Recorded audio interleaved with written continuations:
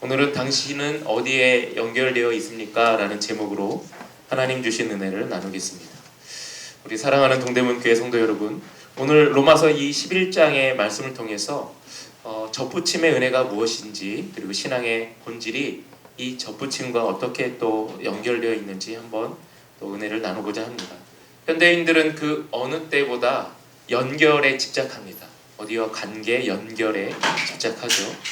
초고속 인터넷 또는 SNS, 수많은 커뮤니티, 하지만 역설적으로 가장 외롭고 빈곤한 시대를 사는 세대가 바로 현대가 아닐까, 현대를 사는 사람들이 아닐까라는 생각을 해봅니다. 왜 그럴까요? 많은 사람들이 어디에 연결되어야 하는지보다 얼마나 많이 연결되는지에 집중하기 때문에 그런 것 같습니다.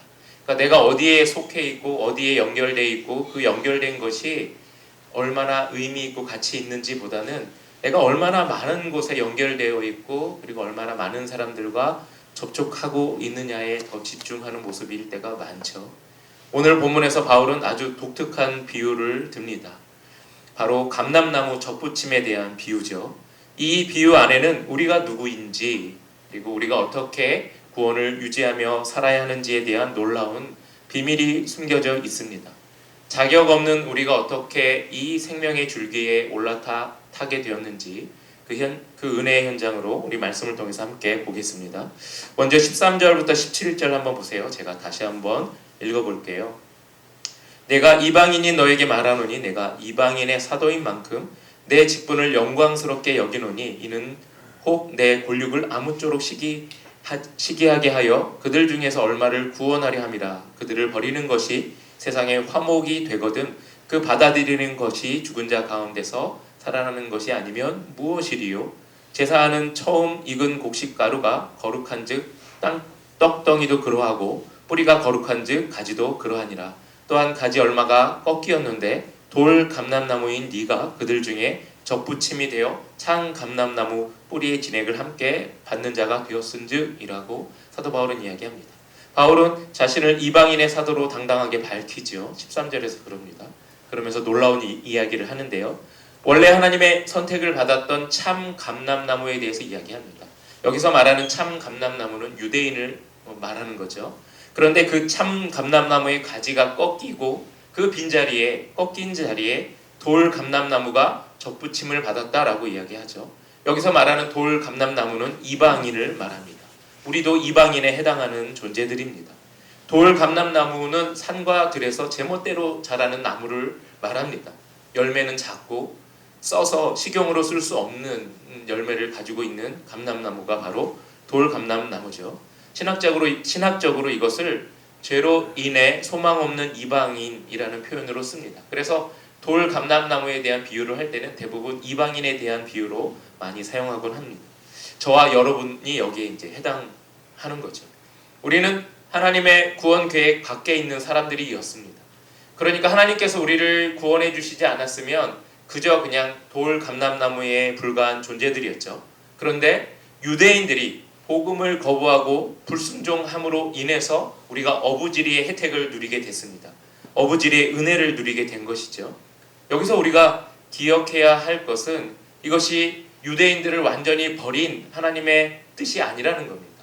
그러니까 유대인들이 말씀에 불순종하고 복음을 받아들이지 않은 것 때문에 돌 감람나무인 우리에게도 기회가 와서 우리가 접붙임을 받는 은혜를 받았지만 하나님께서 그렇다고 해서 참 감람나무인 유대인들을 완전히 버렸다 이런 뜻이 아니라는 겁니다.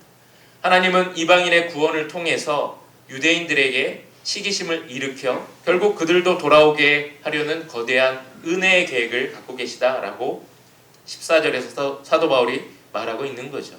그러니까 유대인들이 돌 감람나무가 접붙여서 건강하게 자라고 그리고 그 감람나무에서 열매를 맺는 것을 보면서 그들이 질투하기를 하나님이 원하시는 것이고 자신들이 참 감람나무로 살아가는 것이 얼마나 복된 것인가 라는 것을 깨닫게 하기 위한 하나님의 계획이라는 거죠.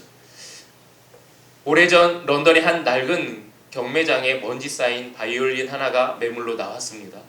줄은 끊어져 덜렁거리고 나무통은 먼지가 쌓였고 긁힌 바이올린이었습니다. 이렇게 보면 마치 악기처럼 보이지 않았습니다. 경매인이 외쳤죠. 이거라도 경매에 나왔으니 팔려고. 그래서 처음에 이 물건을 사실 분 하면서 10달러를 불렀습니다. 아무도 손을 들지 않았어요. 5달러를 불렀습니다. 역시 손을 들지 않았어요. 장래에는 저걸 누가 사? 라고 하는 비웃음이 섞인 침묵만 흘렀습니다. 그때 객석 뒤에서 백발의 성성한 노 신사가 천천히 걸어 나와서 그 품에서 손수건을 꺼내 그 쌓여있는 바이올린의 먼지를 닦아내고 정성스럽게 닦았습니다. 그리고 끊어진 줄을 갈고 이었습니다. 그리고 팽팽하게 조율을 하고 마침내 그 바이올린을 이제 서서히 연주를 합니다. 순간 경매장 안에는 인간의 표현할 수 없는 아름다운 선율로 가득 차게 됐죠. 사람들은 숨을 죽였고 어떤 이는 감동에 빠져들기도 했습니다. 노 신사의 연주가 끝나자 경매장 안에서 다시 경매인이 이 바이올린에 대한 경매를 시작하게 됩니다. 자, 바이올린에 대한 경매를 다시 이어서 진행합니다. 다시 진행된 그 경매에서 바이올린의 가격은 이전에 10달러, 5달러보다 매우 높은 가격, 몇 배의 가격으로 낙찰을 받게 되는 거죠. 단돈 몇 달러의 가치도 없던 고물이 순식간에 보물이 된 이유는 무엇일까요? 바이올린 자체가 변한 것이 아닙니다. 바이올린은 똑같아요. 그저 먼지를 닦고 조율했을 뿐입니다. 누군가의 손에 붙들려서 먼지가 닦이고 조율이 되고 연주가 시작되었을 때 가치 없게 보였던 바이올린이 최고의 가치를 가진 바이올린처럼 보이게 된 것이죠. 상황이 바뀐 겁니다.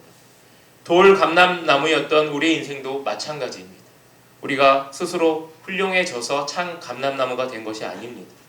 하나님께서 우리를 접붙여 주셨고 그리고 그 은혜를 통해서 우리가 뿌리에서 올라오는 공급을 영양분의 공급을 받게 돼서 새로운 인생을 살게 된 것이 바로 우리의 존재들입니다. 그러니까 참 감람나무가 복음을 받아들이지 않은 것 때문에 돌 감람나무인 우리가 접붙임을 받게 됐고 뿌리에서 올라오는 영양분을 공급받아 어부지리의 은혜를 받게 된 것이지요. 로마서 11장 18절에서 21절에 이런 말씀이 있습니다. 한번 보세요. 제가 또 읽겠습니다. 그 가지들을 향하여 자랑하지 말라. 자랑할지라도 네가 뿌리를 보존하는 것이 아니요 뿌리가 너를 보존하는 것이니라. 그러면 내 말이 가지들이 꺾인 것은 나로 접붙임을 받게 하려 함이라 하리니 옳도다. 그들은 믿지 아니함으로 꺾이고 너는 믿음으로 섰느니라. 높은 마음을 품지 말고 도리어 두려워하라. 하나님이 원 가지들도 아끼지 아니하셨은즉 너도 아끼지 아니하시리라 라고 이야기합니다. 여기에서 접붙인 가지에 대한 말씀을 사도 바울이 이야기합니다. 접붙임을 받은 가지들이 가장 경계해야 할 것이 무엇일까요? 말씀해 보니까 영적 교만입니다. 18절에 그런 말씀이 있어요. 그 가지들을 향하여 자랑하지 말라. 자랑할지라도 내가 뿌리를 보존하는 것이 아니요 뿌리가 너를 보존하는 것이니라 라고 말씀은 이야기합니다. 접붙임 가지에 대해서 하는 얘기예요. 너 접붙여졌지. 그리고 뿌리에서 올라오는 영양분을 공급받아서 지금 잘 살고 있지. 그런데 잘 생각해봐. 너가 접붙인 것 때문에 너 스스로가 영양분을 빨아먹고 잘 사는 것이 아니야. 뿌리에서 영양분을 공급해주고 그 영양분을 자연스럽게 받아서 살게 된 것이지. 그러니 자랑할 것 아무것도 없어 라고 이야기하는 거죠. 이게 사도 바울이 경계해야 할 것을 말하는데 이게 바로 영적 교만입니다. 18절에서 착각하지 말라라고 바울은 말합니다. 가지 끝에 열매가 맺히면 가지는 자기 힘으로 열매를 맺은 줄 압니다. 하지만 성경은 단호하게 말하죠. 내가 뿌리를 보존하는 것이 아니요 뿌리가 너를 보존한다 라고 사도 바울은 이야기합니다. 어떻게 가지가 뿌리를 보존할 수 있겠어요? 뿌리에서 영양분을 공급해줘야 가지가 보존이 되는 것이죠. 우리가 교회 생활을 오래 하고 직분을 얻고 그리고 사역에 열매가 나타날 때 우리는 가끔 그런 착각을 할 때가 있습니다. 내가 이만큼 열심히 했으니 이 열매가 맺힌 거야 라는 생각을 하게 될 때가 있죠. 그런 생각을 하기 쉽죠. 누구나 할 수 있습니다. 하지만 그것은 뿌리로부터 올라오는 영양분을 가로채는 행위입니다. 잘 생각해 보세요. 하나님께서 은혜 주셔서 내가 살아가고 호흡하고 직분을 받고 오늘을 살아가는 겁니다. 그러니 뿌리로부터 올라온 이 은혜의 영양분 때문에 내가 살아가는 것이지 내가 노력해서 그저 잘 사는 것이 아니라는 겁니다. 사도 바울이 18절에서 그 말씀을 하는 거예요. 이 말씀을 오늘 우리에게 적용해 보면 이렇습니다. 오래 믿은 참 감람나무 같은 성도들이 새로 온 돌 감람나무 같은 성도들을 무시하거나 반대로 새로운 분들이 기존 질서를 무시하는 것은 모두 영적 교만에 해당하는 것이죠. 교회가 건물이나 예산이 많다고 자랑하는 순간 그 교회는 뿌리에서 잘려 나갈 위험에 처할 가능성이 매우 큽니다. 그래서 지역교회에 대한 우려와 두려움이 늘 있어야 됩니다. 지역교회는 절대적이지 않기 때문에 그래요. 하나님께서 세우신 교회는 우리는 그것을 보통 촛대라고 이야기합니다. 은혜의 촛대가 언제든지 옮겨갈 수 있어요. 그러니 그 지역에서 하나님께서 세우신 그 지역교회가 겸손하게 그리고 돌감람나무처럼 살아가지 않으면 언제든지 그 촛대는 옮겨지게 되고 지역교회는 무너질 수도 있다는 겁니다. 그러니 건물이 있다고 예산이 많다고 자랑할 것 아무것도 없습니다. 그저 우리가 하나님의 은혜의 뿌리 얼마나 잘 잇대어 있는지가 중요하다는 거예요. 그리고 교회뿐만 아니라 여러분의 신앙이 얼마나 하나님의 은혜의 그 양분을 잘 공급받고 있는지 날마다 살피고 그리고 경각심을 가져야 한다는 겁니다. 만약에 이 공급에서 우리가 차단당하면 언제든지 가지는 썩어질 것이고 썩어진 가지는 떨어져 나갈 수밖에 없다는 겁니다. 교회도 마찬가지예요. 교회도 지역교회에서 잘 자라고 잘 성장하더라도 어느 순간에 교만해져서 하나님의 은혜의 뿌리에서 단절되는 순간 그 교회는 무너질 수밖에 없다는 겁니다. 그러니 저나 여러분이나 또 교회나 날마다 은혜의 뿌리에 잘 접촉하여 하나님이 주시는 그 영적인 양분을 공급받을 수 있도록 경각심을 가져야 할 필요성이 있습니다. 오직 예수 그리스도라는 뿌리에 날마다 접붙여 있을 때만이 그 본질적인 건강함이 유지되고 신앙도 잘 성장할 수 있다는 것이죠. 바울은 20절에서 높은 마음을 품지 말고 도리어 두려워하라 라고 이야기합니다. 이는 구원의 확신을 흔드는 말이 아닙니다. 살아있는 믿음은 반드시 겸손한 두려움을 동반한다라는 뜻을 이야기하는 거죠. 진짜 뿌리에 붙어있는 가지라면 뿌리를 떠나는 것이 곧 죽음인 것을 알기 때문에 사도 바울이 그렇게 경각심을 주며 경고하고 있는 것입니다. 그러면서 이어서 또 말씀하죠. 22절부터 24절 한번 보세요. 제가 읽겠습니다. 그러므로 하나님의 인자하심과 준엄하심을 보라. 넘어지는 자들에게는 준엄하심이 있으니 너희가 만일 하나님의 인자하심에 머물러 있으면 그 인자가 너희에게 있으리라. 그렇지 않으면 너도 찍히는 바 되리라. 그들도 믿지 아니하는데 머무르지 아니하면 접붙임을 받으리니 이는 그들을 접붙이실 능력이 하나님께 있음이라.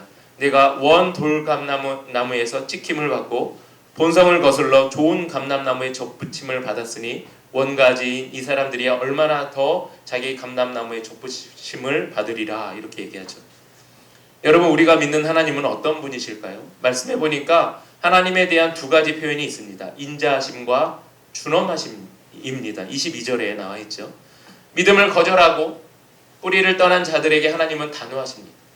그러니까 믿음에 대해서 하나님은 단호하셔요. 믿음을 거절하는 자들, 그 뿌리에서 떠나려고 하는 자들, 단절되려고 하는 자들에 대해서는 하나님 단호하십니다.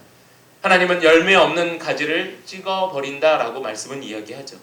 여기에서 노력이 필요합니다. 하지만 이 노력은 율법적인 고행이 아니라 뿌리로부터 오는 영양분을 끝까지 받아내려는 믿음의 몸부림을 이야기합니다. 그러니까 우리는 하나님의 은혜의 뿌리에서 올라오는 그 영양분을 끝까지 받아내려는 처절한 몸부림이 우리에게 있어야 합니다. 그렇지 않고는 이 영양분이 우리를 공급할 수 없습니다. 어느 순간에 단절되게 되고 차단되게 되어 있습니다. 그분의 인자하심에 머물러 있는 자들에게는 한없는 또 은혜가 공급됩니다. 심지어 한번 잘려나간 가지라도 다시 믿기만 하면 또 접붙일 수 있어요. 접붙임이라는 게 그런 거잖아요. 말라있는 가지를 다시 원 줄기에 접붙이면 소생할 수 있다는 겁니다. 23절에 그렇게 사도 바울이 이야기하죠. 하나님의 원가지에 다시 뿌리에 접붙이면 소생할 수 있다라는 거죠. 여러분, 손에 쥔 최신형 핸드폰, 이 스마트폰을 한번 상상해 보시기 바랍니다. 핸드폰 하나씩 갖고 계시잖아요. 수백만 원을 호가하고 슈퍼급 컴퓨터급 성능을 자랑하며 전 세계 누구와도 화상통화를 할 수 있는 경이로운 기계가 바로 스마트폰입니다. 하지만 이 화려한 기계도 배터리가 0이 되는 순간 그저 금속 덩어리에 불과합니다. 아무 쓸모가 없어요. 배터리 나가면 아무 의미가 없어요. 켜려고 해도 켜지지 않죠. 이때 이걸 살린다고 사람들이 막 스마트폰을 세게 두드리고 흔들고 한들 이 스마트폰이 깨어날까요? 다시 전원이 들어올까요? 그렇지 않습니다. 방법은 하나밖에 없습니다. 충전기에 플러그를 꽂는 것밖에 없어요. 아무리 성능이 좋아도 전원에 연결되지 않으면 무용지물입니다. 그러니까 배터리가 나가면 아무 소용 없다는 겁니다. 여러분, 신앙의 배터리가 나가면 우리가 회복되기가 되게 어렵습니다. 그럴 때 우리가 할 수 있는 유일한 방법은 은혜의 뿌리에 충전하는 것밖에 없습니다. 반대로 성능이 조금 떨어지는 구형 모델일지라도 전원이 안정적으로 늘 공급되고 있다면 그 기계는 제대로 된 역할을 할 수 있습니다. 우리의 신앙생활도 이와 같습니다.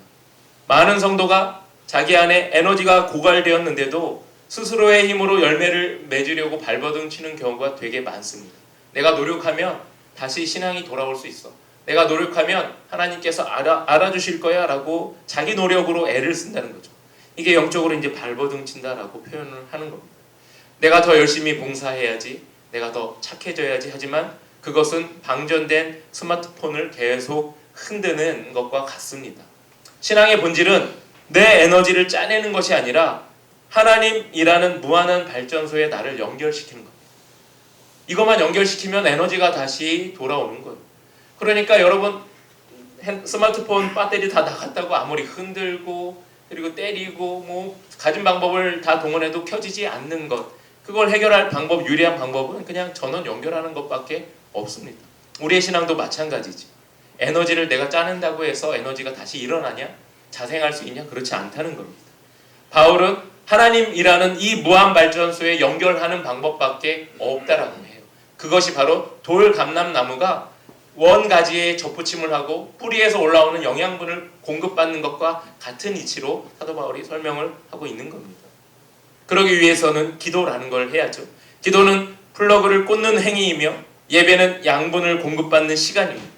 내가 무엇을 하려 하기 전에 먼저 내가 그분께 절대적으로 접붙이기 위해서 그 자리로 나가야 되는 겁니다. 그리고 접붙임을 해야 하는 거죠.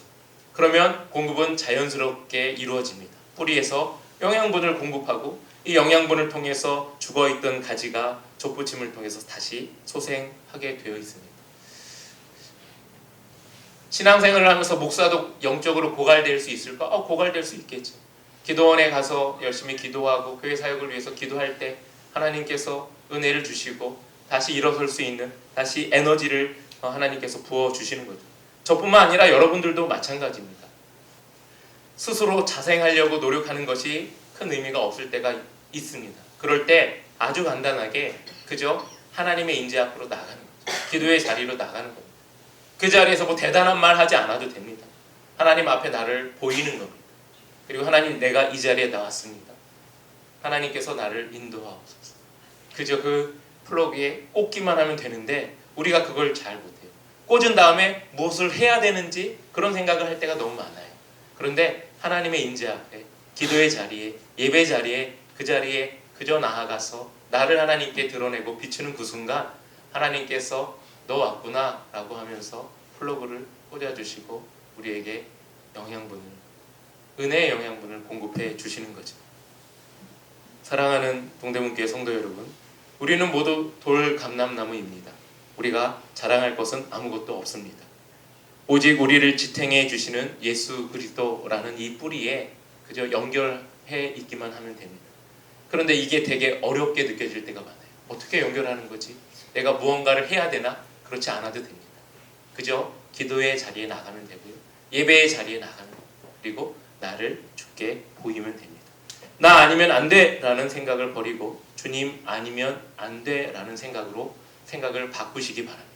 내가 아니라 주님이 아니면 안 되는구나, 주님 아니면 안 되는구나 라는 이 생각으로 바꾸시고 이 생각을 입술로 고백하시기 바랍니다. 이게 신앙의 고백이 되는 거죠. 또 수많은 열매를 맺으려고 애쓰기보다 뿌리에 더 깊이 접붙이기 위해 기도와 말씀의 시간을 더 많이 확보하시기 바랍니다. 아까 말씀드린 대로 대단한 기도를 하지 않아도 됩니다. 대단히 많은 말씀을 읽지 않아도 됩니다. 그 자리에서 사모함을 가지고 기도하는 그 순간을 가져가면 됩니다. 그리고 말씀 앞에 서 있으면 됩니다. 혹시 지금 믿음의 줄기에서 멀어져 있다고 느끼십니까? 하나님은 다시 접붙이실 능력이 있으신 분인 것을 잊지 마시기 바랍니다. 그저 그분 앞으로 나아가면 하나님께서 접붙이실 거예요. 그분의 인자하심은 오늘도 열려 있다는 것을 잊지 마시기 바랍니다.